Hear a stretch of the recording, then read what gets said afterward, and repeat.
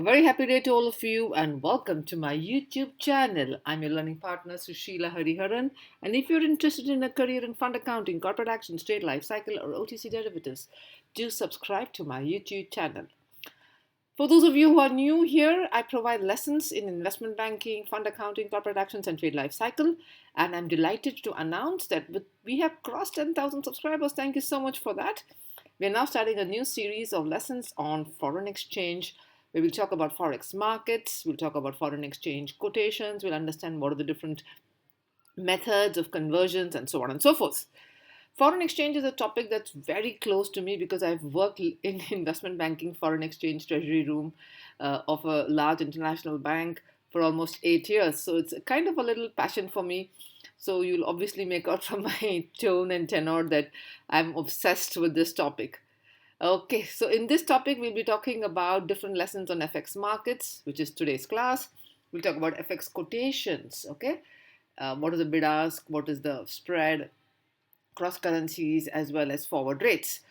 We'll then move on to understanding the different market participants. We'll understand what are the pre-trade activities, how does trading take place in a OTC market, which is decentralized trading.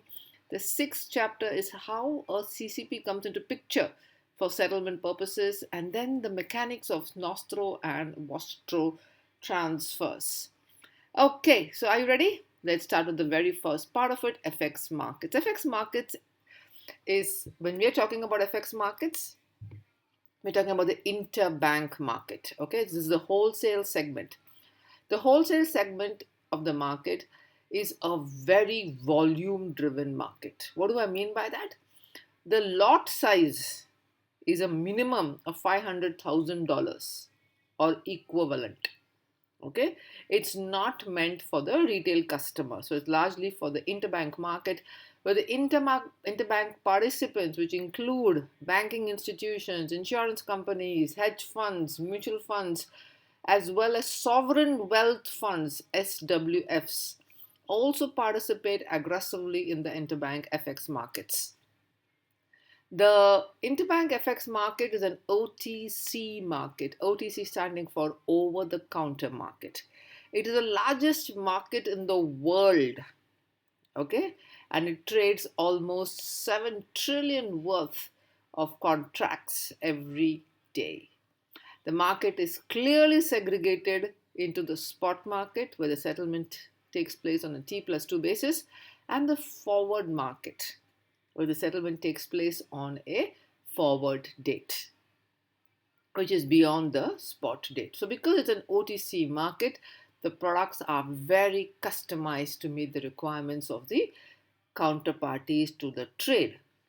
The market structure is largely decentralized. Over here, I'm talking about the interbank market, because a doubt might come that, look, I can buy USD INR options on National Stock Exchange, or I can buy USD Euro options and futures on the New York Stock Exchange.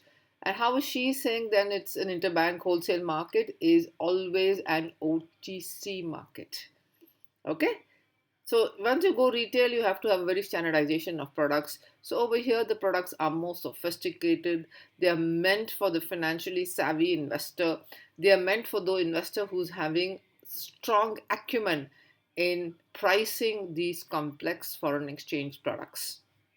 The decentralized trading implies that the market is an OTC market. Okay, so unlike an exchange where all the orders are routed through the exchange, yeah, and matched by the exchange, over here there is a physical intervention of a dealer or a market maker or even a prime broker. Imagine if you're a hedge fund, you'll obviously be using the services of a prime broker, and then you would find out how we can trade, finding matching counterparties to the trade. Okay, you go around searching. When we do this, when we were small children, we used to play chor police, or you used to play different kind of games, like where we hunt down the criminal. So over here also you have to hunt down the counterparty and find out who is the counterparty to the trade. The OTC market is directly between the counterparties. The dealer's job is not to assume the responsibility of settlement, but only to make the parties meet. Like, for example, when you go to search for a house on rent, which many of us will start searching nowadays, we will go and ask a real estate broker, find me a house, and then he'll ask you, okay, what do you want? Right? And then you may say, I need all this, but I need swimming pool and I need a gym, which I'm never going to use in the next 5 years, and I'm going to stay there. But that's irrelevant. So you ask for such details, you ask for such questions, and then the broker finds a party who is able to communicate the same to you. Similarly, the house is not transferred in the broker's name. The house is in the owner's name. The broker has only made the two parties meet. That is the OTC market. They don't assume the responsibility of settlement. They only make counterparties meet. This is the dealer market maker market, wherein the dealers make counterparties meet. Let's go back to my favorite example of Hari Hedge Fund and KH Inc. So what Hari Hedge Fund has done over here is they have sold USD Euro 10 million to KH Inc. Okay, at a rate of USD Euro 0.8550. Let's understand this very clearly. Hari Hedge Fund has sold USD Euro worth 10 million, okay, at a rate of 0.8550, which is the rate applicable for USD Euro. So this 10 million refers to $10 million. The rate referred is to number of euros per dollar. Okay, so how is this interpreted in the FX markets? We'll understand from the trading positions. Hari Hedge Fund has sold 10 million USD. Okay, that means they have sold USD. The contra is that they have a long position in euro. How much euro? We are converting 1 USD is equal to 0.8550. So $10 million is equal to equivalent amount of euros. Is this clear? So in foreign exchange, this is the most important thing to understand in quotes. What are you short on? What are you long on? So here in this example is clearly mentioned that Hari Hedge Fund has sold $10 million against euros at a rate of 0.8550. That means Hari Hedge Fund is short of dollars, long on euros. What about the counterparty? So what does Hari Hedge Fund have to do as part of settlement? They have to transfer USD because they have sold USD. They have to deliver USD to the counterparty, and they will receive euros from the counterparty. Making sense? What you're short on, you have to give away. What you're long on, you will get. Simple. What about KH Inc? What is the trading position of KH Inc?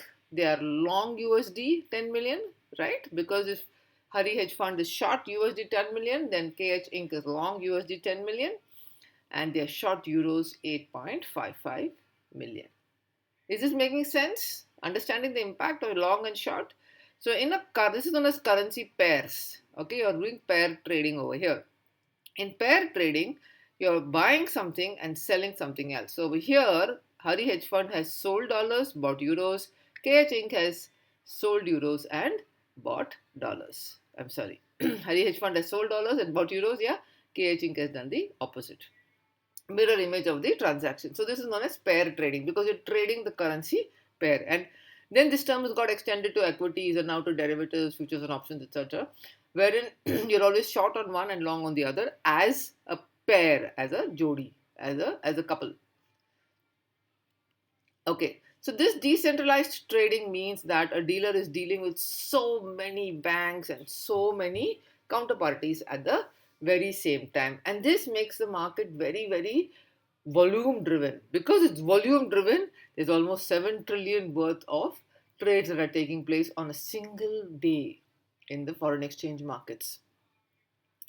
This customized settlement, customized trading is fine-tuned to meet the requirements of both the counterparties, and settlement is therefore tailor-made to meet the requirements of both the counterparties. These global markets have a daily turnover of almost 7 trillion, with the largest currency pair being USD Euro. Even though I call it global markets, It's localized trading. Okay, with the largest centers being New York, London, Singapore, Tokyo, and of course now Dubai as well, which is become a very, very large center for interbank FX trading. Let's understand the currency codes. Okay, we went to that example of Hari Hedge Fund and KH Inc. If we say that the USD and there's a slash and EUR is equal to 0.8552, this means that 1 USD is equal to 0.8552 euros. That means euro is stronger than the dollar as of now. Okay. Okay, if it is 1:1, then it's called as parity. If it becomes more, then USD has become stronger. The currency codes, let's say in the last 1 year, sorry, USD euro is equal to 0.8552. The base rate is USD. Base currency is USD. And what is quoted against it is called as the reference currency. So in this case, USD is the base currency. Reference currency is euro. Okay, these are some basic things you have to understand. Always think base. I've seen so many foreign exchange dealers, experts, etc., who keep only base in their mind. Everything, once the base is clear, everything is quoted against the base. So therefore, they are able to take swift decisions. Remember, the FX markets trades the FX markets trades trillions of dollars every day. So you're going to be really fast and quick as a dealer in your thinking and your action. There's no time to spend 24, 48 hours in strategizing and all that. Those are macro level things, but on a daily basis, you got to trade. Then only you make money. So therefore, you have to know what is the base currency and calculate everything against the base. Okay, let me ask you a simple question to tickle your brains, okay, to make a pickle of your brains. Let's say after 1 year, the euro has become the dollar has become 1.0556. Where was it? The dollar was 0.8552 and now it's become 1.0556. So earlier, $1 is equal to 0.8552 euro. Now $1 is equal to 1.0556 dollars. So euros, I'm sorry. So what has happened in this 1 year? Post your answers in the comment section before. What am I asking? Has the dollar strengthened or has the dollar weakened? Has the euro strengthened or has the euro weakened? Let me know, okay? In the comment section below, what happened in this scenario.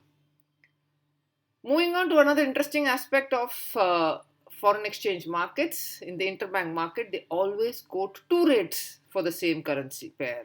Okay, so over here the currency pair is USD euro and the rate given is 0.855255. Okay, and there's a little hyphen in between. This means the bank will buy the base. Okay, what is the base currency over here? USD. What will they buy? USD. At what rate? 0.8552. This is called as the bid price. The price at which the bank will buy USD. On the other hand, the second currency, the second rate, the second number that's given over there has to be interpreted as 0.8555. Okay, so 0.8555 is how we say it. And this is called as the ask price, the price at which the bank will sell the base. What is the base currency over here? USD. So they will sell the base at 0.8555. Is this making sense? Then you may say that why don't they write 0.85? Why are you assuming so many things? Assume is a bad word. You're making an ass of you, me, etc. As you, me. So here's a bad word nowadays. Don't assume anything. But FX markets are so crazily volatile, yaar. They just can't do anything except fadafat do these quotations. Okay, so USD euro rate is 0.8552. We just discussed the bank will buy dollars at 0.8552. That is the bid price. The bank will sell dollars at 0.8555. That is the ask price. The difference between the two is called as a spread. That is the bid ask spread. So you must be wondering, what is the spread? The spread is the difference between which the bank will buy the base and sell the base. So obviously the bank will sell at a higher price and buy at a lower price. So obviously the bank will have a spread. So obviously selling price will be greater than buying price. And over here the spread is 3. 3 what? Pips. P-I-P-S. We'll be discussing about pips in the next class, in the next video. Is this making sense? Perfect. Okay, so this is how the rates are quoted in the markets. Let's give an example on, I've already discussed this in an earlier video on fund accounting. How the spread works. You're traveling to the US and you need $10,000. That's all. The bank gives a rate of USD 1 is equal to INR 83.84. This means the USD is equal to INR 83.84. This is the big ask rate. The bank will buy USD at 83 and sell USD at 84. Making sense? Okay. Since the bank is converting INR, you are buying, the bank is selling to you dollars. They will sell to you dollars at the higher rate, naturally. So the rate applicable is 84. The same example continues. You bought the USD, but a week later, unfortunately, your trip is cancelled.